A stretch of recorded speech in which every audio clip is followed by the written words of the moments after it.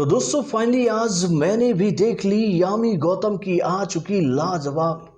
तो दोस्तों फाइनली आज मैंने भी देख ली यामी गौतम की आ चुकी फिल्म आर्टिकल 370 को।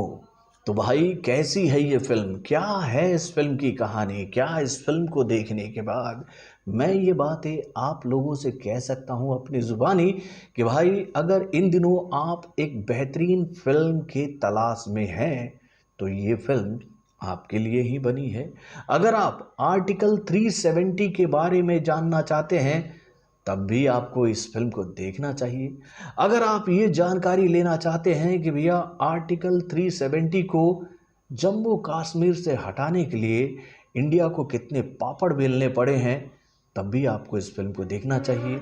अगर आप ये जानकारी लेना चाहते हैं कि भैया आर्टिकल 370 में ऐसे कौन कौन से पेज थे जिसका फ़ायदा उठाकर टेररिस्ट ऑर्गेनाइजेशन और भाई जम्मू कश्मीर में रहने वाले मौका परस्त लोग पूरे इंडिया को ठग रहे थे, तो भैया इस बात की भी जानकारी आपको इस फिल्म के माध्यम से मिलेगी। और उसके साथ सबसे महत्वपूर्ण बात कि भैया आर्टिकल 370 को जम्मू कश्मीर से हटाना क्यों ज़रूरी था, इस बात की जानकारी भी अगर आप हासिल करना चाहते हैं तब भी आपको ये फिल्म देखनी चाहिए। यानी कि भैया मैं सीधे लहज़ों में ये बात आप लोगों से कहना चाहूँगा कि भाई इस फिल्म को हर एक भारतीय को देखना चाहिए जिसको इस बात की तमन्ना थी कि भाई हम गर्व से कह सकें, फुल्ली कॉन्फिडेंस होकर कह सके कि भैया जम्मू कश्मीर हमारा हिस्सा है। तो भैया ये कैसे हमारा हिस्सा प्रॉपर वे में बना है आर्टिकल 370 के हटने के बाद, इस बात की जानकारी के लिए भी आपको इस फिल्म को देखना चाहिए। तो भाई बहुत ही लाजवाब है ये फिल्म। तो चलिए देरी नहीं करते हैं और इस फिल्म की फाइनल रिएक्शन को आप लोगों के सामने रखते हैं। हेलो फ्रेंड्स, मैं हूं नरेंद्र और मैं आपका एक बार फिर से स्वागत करता हूं हमारे चैनल यानी कि वायरल न्यूज जंक्शन में। तो दोस्तों इससे पहले कि मैं आप लोगों के सामने इस लाजवाब शानदार ज़बरदस्त बेहतरीन उम्दा फिल्म के रिएक्शन को रखूं कि उससे पहले मैं आप लोगों को ये जानकारी देना चाहूँगा कि भैया इस शानदार फिल्म के राइटर डायरेक्टर कौन है और इस फिल्म में नजर आने वाले मुख्य कलाकार कौन कौन हैं। तो दोस्तों इस फिल्म के डायरेक्टर का नाम है आदित्य सुभाष जम्वाले, जिन्होंने भैया इस फिल्म को डायरेक्ट किया है। उसके बाद इस फिल्म के जो राइटर हैं वो है आदित्य धर, अर्जुन धवन और आदित्य सुभाष जम्वाले, यानी इन तीनों ने ही मिलकर इस फिल्म की कहानी को, स्क्रीन प्ले को और डायलॉग्स को लिखा है।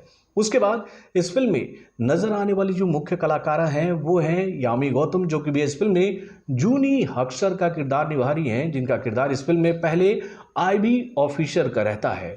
उसके बाद इसमें नजर आ रही है प्रियमणि, जो कि राजेश्वरी स्वामीनाथन का किरदार निभा रही हैं, जो कि भाई पर्सनल सेक्रेटरी हैं मेरे ख्याल से इस फिल्म में गृह मंत्री कहे तो भैया अमित शाह की, जो कि भैया उनको ये बात समझाने की कोशिश करी होती है। मतलब इनका किरदार बहुत ही अच्छा है। मैं ये फिल्म की कहानी को बताते हुए आप लोगों को बताऊंगा। उसके बाद इस फिल्म में नजर आ रहे हैं किरण करमरकर, जो कि इस फिल्म में गृह मंत्री का किरदार निभा रहे मेरे भाई, यानी कि अमित शाह का किरदार निभा रहे इस फिल्म में। उसके बाद इस फिल्म में नजर आ रहे हैं अरुण गोविल, जो कि इस फिल्म में प्रधानमंत्री श्री नरेंद्र मोदी का किरदार निभा रहे हैं। उसके बाद इस फिल्म में नजर आ रहे हैं अश्वनी कौल, जो कि जाकिर नाइकू का किरदार निभा रहे हैं, यानी कि भैया एक टेररिस्ट का किरदार निभा रहे हैं। और उसके बाद इस फिल्म में नजर आ रहे हैं राज अर्जुन, जो कि खावर अली का किरदार निभा रहे हैं। तो दोस्तों ये तो बात हो गई इस फिल्म के सभी मुख्य कलाकारों की। अब चलिए हम लोग बात करते हैं भैया इस फिल्म की कहानी की। तो दोस्तों आर्टिकल 370 को लेकर ये जानकारी तो हम लोगों के सामने पहले ही आ चुकी थी कि भैया इस फिल्म के माध्यम से हमें वो सारा इतिहास बताया जाएगा कि भैया कैसे जब जम्मू कश्मीर पाकिस्तानी टेररिस्टों के द्वारा अटैक किए जाने के बाद राजा हरी सिंह के द्वारा यह इंडिया को सौंपा गया, तो उसके बाद ये स्टेट भारत का हिस्सा होते हुए भी भारत का हिस्सा क्यों नहीं बन पा रहा था, आर्टिकल 370 की वजह से इस बात की जानकारी इस फिल्म के माध्यम से हम लोगों के सामने रखी गई है। यानी कि फिल्म की शुरुआत कुछ वैसी ही होती है जिसमें ये बात हमें बताई जाती है कि कबीलाई आतंकवादियों के भेष में पहले भैया पाकिस्तान ने अटैक किया था जम्मू कश्मीर पर। और भाई जम्मू कश्मीर पर जब उन लोगों ने अटैक किया था तो उसी वक्त राजा हरि सिंह ने आनन फानन में इंडियन गवर्नमेंट से ये अपील की थी कि आप हमें बचाएं, हम जम्मू कश्मीर को भारत का हिस्सा बनाना चाहते हैं। और भाई उस वक्त के जो हमारे प्रधानमंत्री थे यानी कि जवाहरलाल नेहरू, उनके द्वारा कुछ ऐसे क्लॉज उस वक्त जोड़ दिए गए जम्मू कश्मीर के साथ, जिसकी वजह से ये राज्य जो है वो भारत का हिस्सा होने के बावजूद भी भारत का हिस्सा खुद को मानने के लिए तैयार ही नहीं था। यानी कि भैया वहाँ पर सेपरेटिस्ट लोग जो यानी कि भैया वहाँ पर अलगाववादी जो तत्व थे वो लगातार उस डील का हवाला देते हुए ये बात कहते रहते थे कि भैया हमें हमारी मेजॉरिटी के हिसाब से भैया पाकिस्तान का हिस्सा बनने दिया जाए। यानी कि भैया हम जम्मू कश्मीर को पाकिस्तान का हिस्सा बनाना चाहते हैं, हम इंडिया से हटना चाहते हैं। ये आवाज़ें लगातार उठती रही। तो भाई ये आवाज़ें क्यों उठती रही, तो इसके पीछे का जो सबसे बड़ा कारण था वो था आर्टिकल 370। तो भाई इस आर्टिकल को हटाना क्यों ज़रूरी था, ये आर्टिकल क्यों इतना पेचीदा था, क्या इसका लॉस हो रहा था इंडिया को और इसका क्या फ़ायदा उठा रहे थे उस वक्त के अलगाववादी। और अभी भी लोग मतलब कि आवाज़ उठाते ही रहते हैं यार कि भैया हमें आर्टिकल 370 चाहिए, नहीं तो हम अलग होकर रहेंगे इंडिया से। तो इसी तरह से इस फिल्म की कहानी शुरू होती है। हम देखते हैं शुरू में कि हमारी जो यामी गौतम हैं वो आईबी के एक ऑफिसर के किरदार में नजर आती हैं, जो कि बुरहान वानी टेररिस्ट हुआ करता था उसका पता लगा रही होती हैं। और उनको जैसे ही बुरहान वानी का लोकेशन पता चलता है कि वो सैनिकों के साथ उस जगह पहुंचती हैं और बुरहान वानी को वहां पर इनकाउंटर में मार दिया जाता है।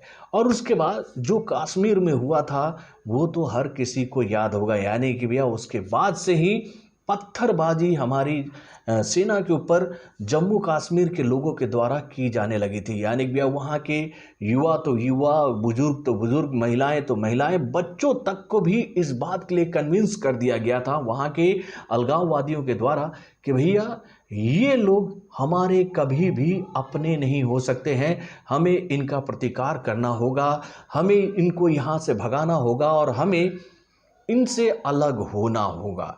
तो ये सारा दौर जब उस वक्त चल रहा था तो इसको रोकने के लिए अभी की जो वर्तमान की सरकार है उसने वो अहम फैसला लिया कि भैया अब बहुत हो गया, हमें अब आर्टिकल 370 को पूर्ण रूप से जम्मू कश्मीर से हटाकर जम्मू कश्मीर को एक राज्य का दर्जा देते हुए इसे भारत का हिस्सा बनाना होगा। और भाई यही मुद्दा इस फिल्म के माध्यम से हमें इस फिल्म में समझाने की कोशिश की जा रही है। इससे ज़्यादा मैं आपको ज़्यादा डिटेल नहीं दूंगा, मैं चाहूँगा कि आप लोग इस फिल्म को जाकर सिनेमाघरों में देखो।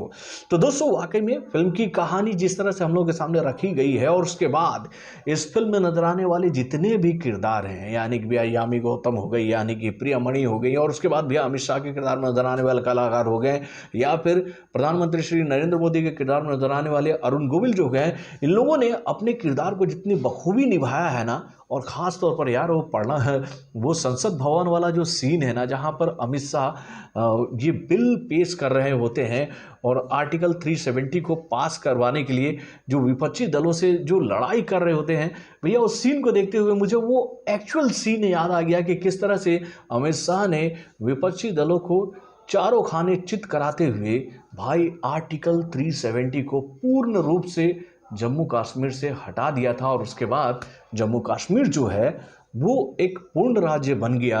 और हम लोग कह सकते हैं कि उसके बाद से वहाँ पर भैया पत्थरबाजी तो पूरी बंद हो गई, क्योंकि भैया वो कहते हैं ना कि नोटबंदी होने के बाद सबसे ज़्यादा प्रभाव तो जम्मू कश्मीर में ही पड़ा था, क्योंकि वहाँ पर 500 रुपये देकर लोगों को जॉब दिया गया था कि भैया कोई नौकरी करने की ज़रूरत नहीं है, बस पत्थर मारो। हर उस दिन जिस दिन हम आपको भैया आदेश देते हैं कि भाई आज इस जगह पत्थर मारना है, कल वहाँ पत्थर मारना है, इसके लिए आपको 500 रुपये मिलेंगे। और उस वक्त लोगों को जाली करेंसी यानी कि जाली इंडियन करेंसी दे देकर ये काम करवाया जा रहा था। और जैसे ही नोटबंदी हुआ था तो उसके बाद भाई सब कुछ खत्म। और आर्टिकल 370 हटने के बाद तो भाई अब इनके पास कोई मुद्दा ही नहीं बचा। और आज जम्मू कश्मीर हम कह सकते हैं कि धीरे धीरे अब अपनी असली पटरी पर आ रही है मेरे भाई। नहीं तो एक दौर तो ऐसा था कि भाई जम्मू कश्मीर के लाल चौक पर भारतीय तिरंगा भी फहराना दूर की कौड़ी होती थी। अब तो भाई वहाँ पर हमारा जो भारतीय तिरंगा है वो हमेशा लहराता रहता है। तो भाई वाकई में बहुत ही शानदार फिल्म बनी है। मैं आप लोगों से यही अपील करूँगा कि भाई इस लाजवाब शानदार ज़बरदस्त फिल्म को अपना सपोर्ट देकर भाई इस फिल्म के बारे में पूरी जनता को बताओ कि भैया इस फिल्म को देखना हर एक भारतीय के लिए बहुत ज़रूरी है। तो बॉलीवुड से जुड़े ज़रूरी है। तो दोस्तों इस फिल्म को देखने के बाद अगर आप लोग मुझसे ये सवाल पूछोगे कि मैं इस फिल्म को कितना स्टार देना चाहूँगा, तो भाई मेरे हिसाब से तो ये फिल्म 5 स्टार के लायक है मेरे भाई। मैं तो इस फिल्म को 5 स्टार दूंगा। अब चाहे कोई लोग कुछ भी आकर इस फिल्म को लेकर कहें, लेकिन भाई इस फिल्म ने मेरा दिल टोटली जीत लिया है। तो बॉलीवुड से जुड़े और भी कई सारे खबरों को जानने के लिए हमारे चैनल यानी कि वारन जंक्शन को सब्सक्राइब करना ना भूलिएगा और हमारे अपडेट्स को जानने के लिए बेल आइकन को जरूर दबाइएगा।